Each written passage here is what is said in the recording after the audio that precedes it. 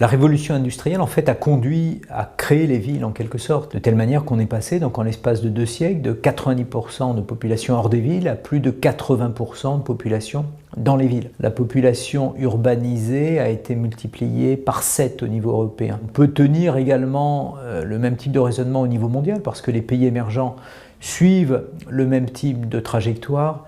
Depuis 2006, c'est une année tout à fait intéressante, c'est l'année durant laquelle la population mondiale urbanisée a dépassé les 50%. Et on estime qu'en 2050, on devrait être aux alentours de 70%, et plus à l'intérieur de l'OCDE, donc qui sont les pays les plus avancés dans ce processus. Dans la plupart des cas, on sera au-delà de 80%.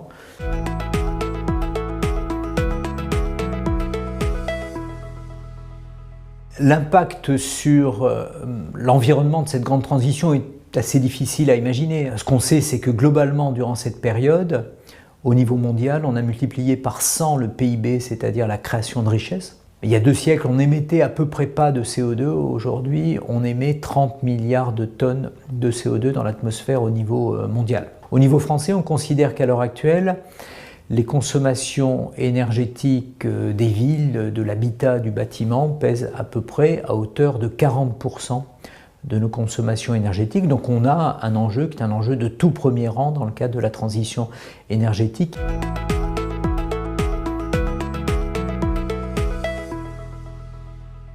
Dans le cas de la France, il va falloir changer un certain nombre de choses. Alors dans un premier temps, travailler sur l'efficacité thermique dans l'habitat. Par ailleurs, il va falloir transformer la manière de se déplacer à l'intérieur de ces villes.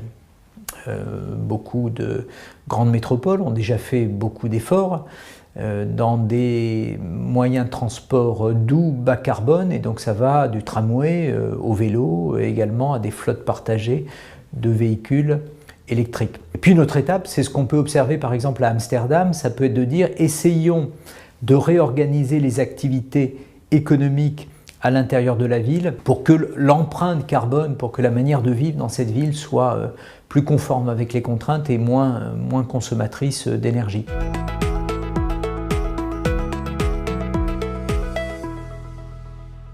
Il va falloir mettre en place des incitations économiques à la fois pour aider les ménages à faire ces transformations et puis par ailleurs pour aider les collectivités territoriales. La loi sur la transition énergétique prévoit différents dispositifs qui permettent d'accompagner les ménages. Les collectivités territoriales vont s'efforcer également d'accompagner ce mouvement. Et donc tout ça va s'inscrire à ce moment-là plutôt dans des logiques qui sont des logiques locales. Les villes qui seront les plus dynamiques, les plus avancées dans ce domaine, qui parviendront à transformer leur cadre, seront également les villes qui seront probablement les plus attractives. Et donc qui attireront à la fois des ménages nouveaux, qui attireront également des entreprises. Et donc la logique économique de cette transformation, il faut également l'apprécier de cette manière, c'est-à-dire d'une manière plutôt dynamique.